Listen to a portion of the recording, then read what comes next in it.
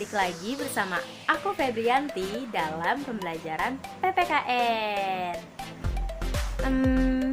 Kalian pasti bosen banget ya di rumah aja.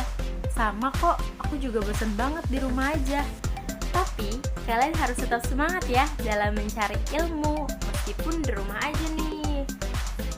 Karena mencari ilmu itu tidak ada batasnya teman-teman.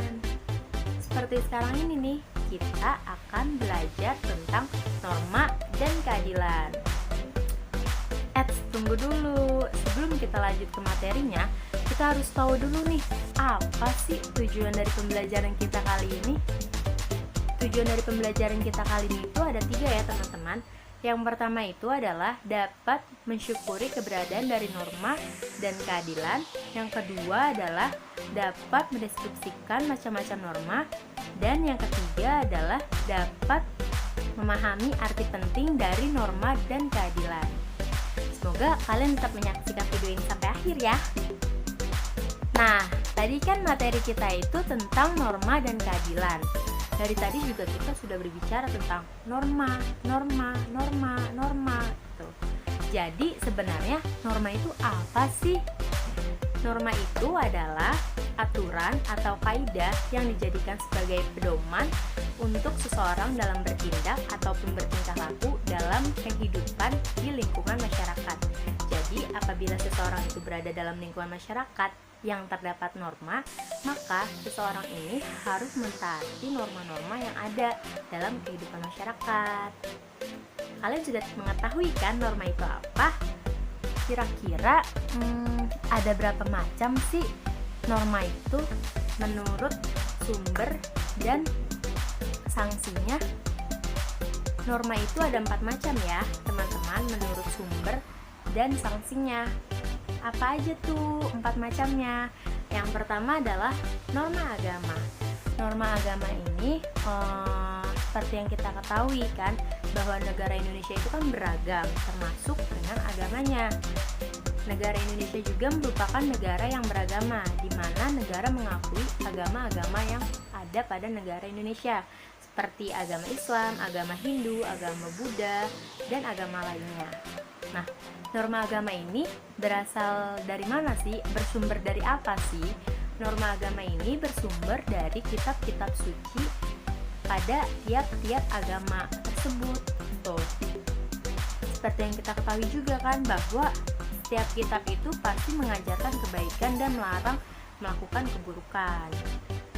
Sanksinya apa kalau misalkan kita melanggar norma agama ini? Sanksinya adalah dari Tuhan, tapi kita tidak merasakan sanksi itu sekarang, tapi dirasakannya nanti. Contohnya apa?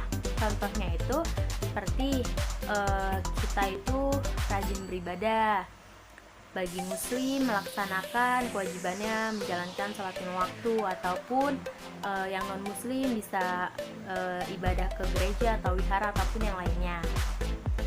Lanjut, norma yang kedua. Norma kedua itu adalah norma kesusilaan.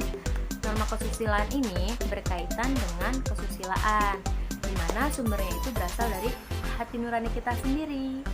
Lalu sanksinya itu adalah beban mental, beban moral, tidak percaya diri, beban pikiran. Nah, contohnya apa sih? Gitu. Contohnya itu seperti tidak mencuri apa yang bukan milik kita. Lalu norma yang ketiga adalah norma kesopanan.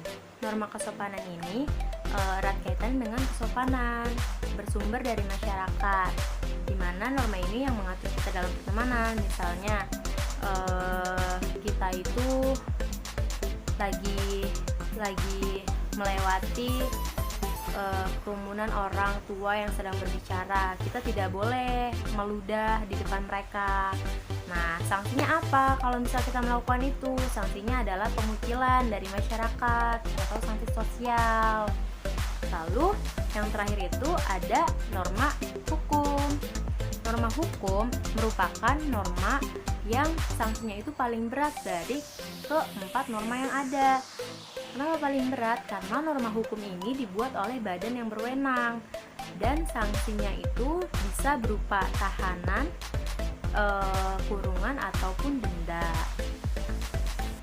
Contohnya itu untuk norma hukum seperti misalkan kita sedang berkendara di jalan raya, terus ada lampu merah kan artinya kita harus berhenti.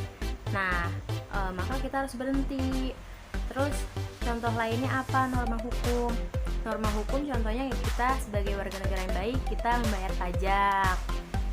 Sekian penjelasan tentang norma dan keadilan.